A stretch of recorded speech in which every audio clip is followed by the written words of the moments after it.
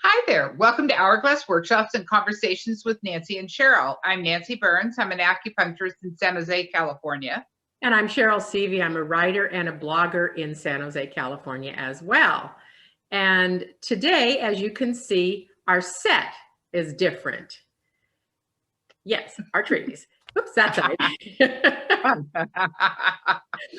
So Right. the question that we are chatting about is, why do we decorate when no one is going to see it except us? Yeah. Why do Well, you I know, I kind of thought that myself. I don't think there's ever been a year that I haven't put up a tree. Have you ever had a year like that?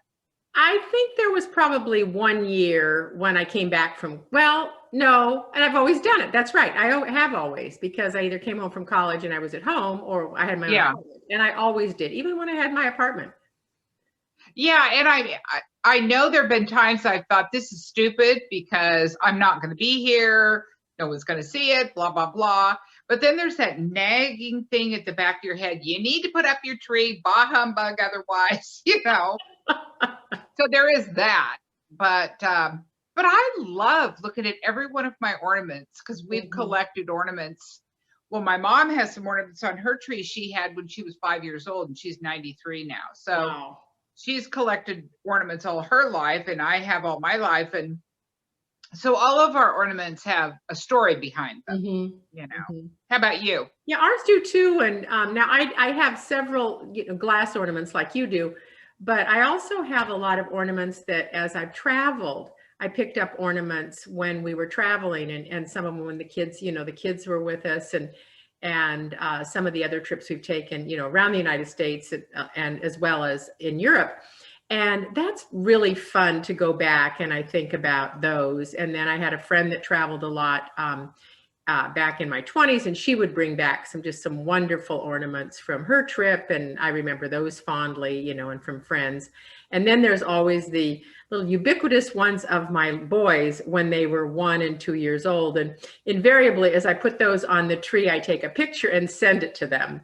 Yeah. Every year. That's sort of a tradition that we follow. So it ties back into the past and really fond memories of years gone by.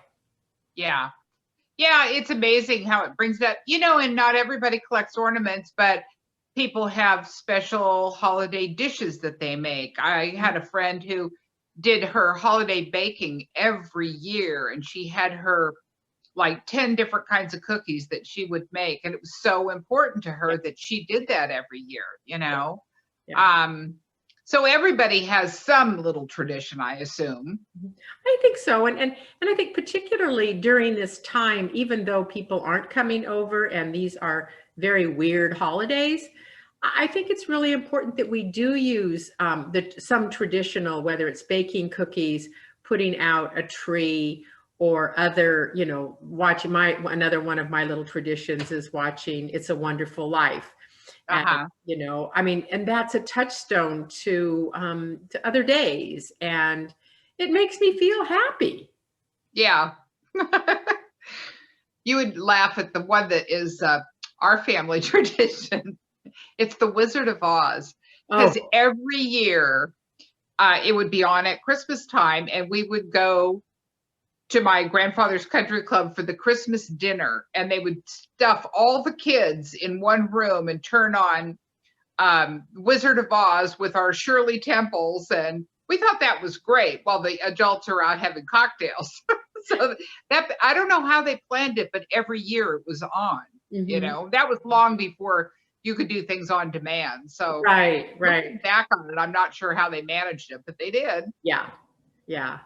So do you have any other traditions that you're planning to do this holiday season or in December? No. I can't think of anything. I did my bit.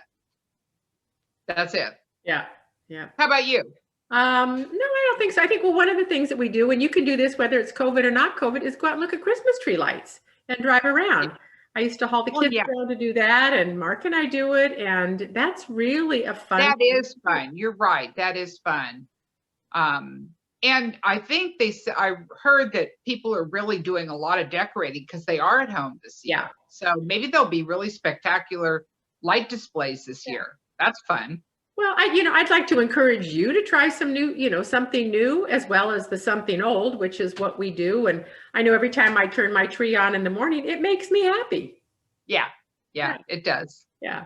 So asking our audience, what are you planning to do? Are you decorating a tree this year, or some other traditional home decorations, activities or traditions? We'd love to hear about it, and let us know why you've decided to do something or why you haven't.